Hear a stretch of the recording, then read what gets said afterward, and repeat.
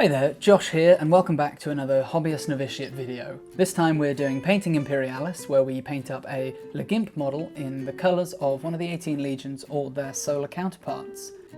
We're aiming for these videos to be beginner friendly, but hopefully introduce a few intermediate techniques along the way. In this video, I'm going to be looking at the first legion, the Dark Angels. I was really inspired by that last picture I showed there, where they look really knightly with their heraldry and their sort of very dark metal armour. I think that's a really cool look, and it's something I wanted to explore with this paint scheme. Because we're starting off with a properly black model, I wanted to do an Abaddon Black coat over the Chaos Black primer. Even though it looks pretty much the same, it's just nice to have a good solid clean base to work from, and it'll make touching things up much easier if I need to along the way, and ensure that everything has a nice even finish.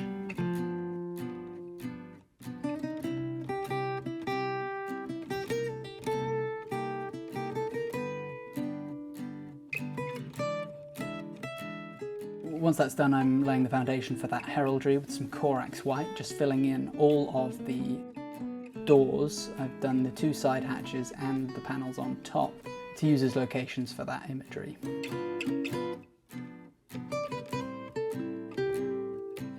I think it's really nice having a really stark contrast between the dark hull of the model and then the really bright markings on the top and sides. It just really helps the model stand out. And to me, it screams 30k. And to me it screams 30k Dark Angels really well. I was using quite a small brush for this because I was trying to avoid getting too much paint into the recesses, into those areas between the doors, just to give that little bit of, just to help keep that definition there. Although, as you can see, there are times when I didn't quite succeed at this, but that's okay because we are going to wash the model later anyway, which will help bring that definition back. Now, I started out putting some of this on the front of the Rhino too. Later on, I don't know if I show it, but I actually repaint over it in Abaddon Black because I decided I didn't really like how it looked. It just felt like it was slightly too much going on. It's always a balance between having the models look detailed but not too busy, and I think for me, these panels on the front as well just tipped it over into being slightly too much.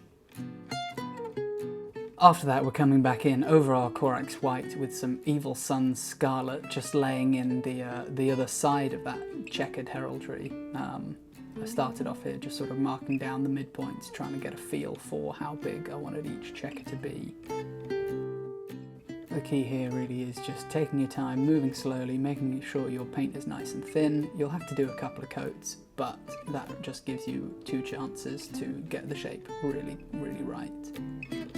And keep your outside lines as smooth and straight as possible. I'm using my absolute smallest brush for this, just because I really wanted the most control over the shapes I was building up. You can see here I'm doing the same on the other side, blocking out the opposite corner in red as well, just making sure that that line in the middle matches up with the other side.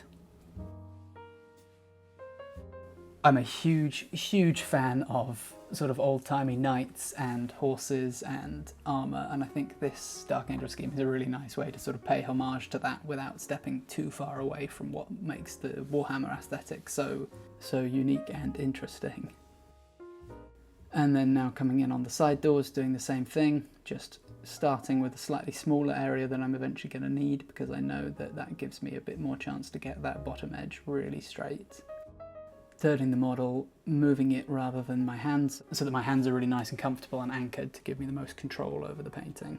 You can see here just how firmly my hands are anchored. I've got, you know, as much point of contact with both the brush and the model as possible, and then my hands together are just really pressed into each other to give me a really stable foundation for the painting.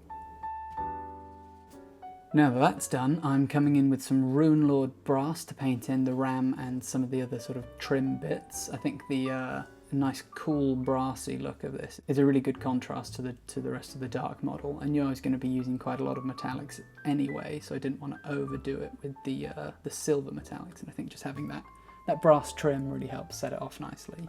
Thankfully this time I did paint the viewports. I think this is one of the last ones I did, and by this point I decided I was going to do it going forwards. Annoyingly, these videos aren't coming out in that order, so there might be some to come where I didn't do that.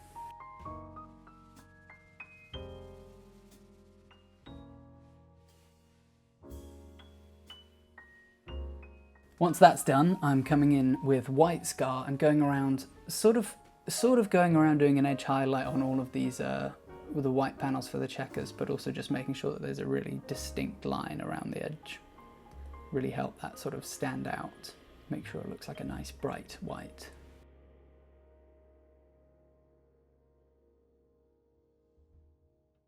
After that, I'm coming in and blocking in the tracks with Leadbelcher. I knew that these were always going to be a sort of silvery metal.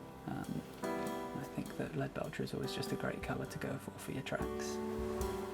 Nice shiny steel. It's a good colour and it's a lovely paint to work with. I think when you're doing tracks and things, the key is always just to thin it slightly more than you would for other stuff, which will let you just help it flow into all of those nooks and crannies without having to put too much work in. Now that that's all done, I'm using my Leadbelcher again, and I'm doing some sort of little chipping edge highlights, similarly to how I did the Blood Angels and the Space Wolves, but I wanted to use the metallic for this to make the entire hull look like it was actually just a really, really dark metal. And you can only really see that metallic in the spaces where there's lots of damage. I'm really, really pleased with how this came out in the end, actually. I think it looks really nice. It's a little bit different to how I'd paint normally. I very rarely do so much with metallics. I think they're often a less is more kind of deal, but yeah, I think it looked really nice doing it like this as the chipping colour.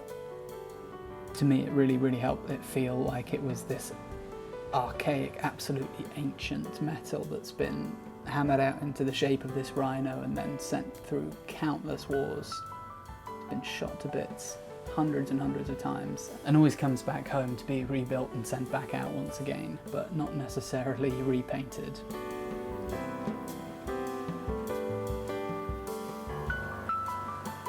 I also used this step to help unify the black and the heraldry by putting some of the metallic chips onto the heraldry too, which sort of made it look like that had just been painted on over the top. Lots of little scratches and dings. After that, you can see I've put the decals on. I put them in the top right corner of each bit of heraldry, and I'm coming in with some Starship Filth to add a little bit of a wash. It's a dark grey wash over black, so it doesn't give you a huge amount, but it does help just define those recesses in the heraldry areas and give the whole thing a bit of a sort of grungy look. It's always that bit of like griming it up and weathering it down. Which I really like. I think even if it's subtle, I think a good mucky oil wash goes a long way to helping a model feel used. And so here it is, the finished result. I'm pretty pleased with how this one came out, actually. I'm really like the idea. It was quite different to something I'd paint normally, and I really enjoyed that, actually. Sometimes experimenting doesn't work out, and sometimes it really does. I think this is one of those cases where it sort of turned out more or less exactly what I had in my mind based on that reference image that I showed at the start. Really pleased with this one. Yeah, I'll see you next time.